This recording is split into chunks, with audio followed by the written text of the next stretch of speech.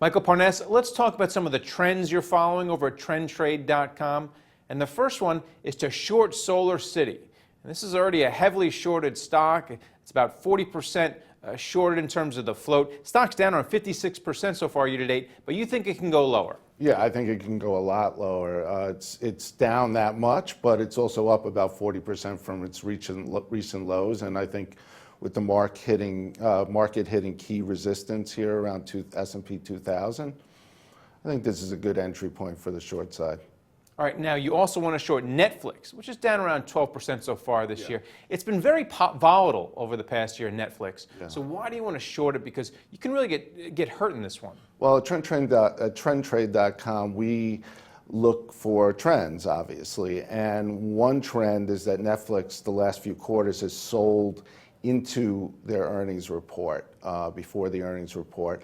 And I think with the stock near resistance at around $100, this is a good entry point, and I think the stock can go 75 or lower. All right, the next stock you want to go long is SUNEDISON. Yeah. Now, a lot of hedge funds have been playing in SUNEDISON, and they've been hurt very badly because the stock's down around 64% year to date. It's getting a little bit of a bump today because they settled on a Chilean deal that they were originally going to get out of. So why do you want to get involved with this one?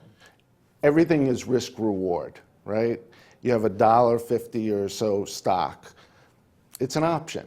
It's an option. It's either going to zero or it'll go to $5-6. I think there's a better chance it goes to $5-6. And so I'd like the stock long here. I wouldn't invest your retirement money in it, but I think it's a good risk reward here. All right, and then finally, NVIDIA. This is another stock you want to go along.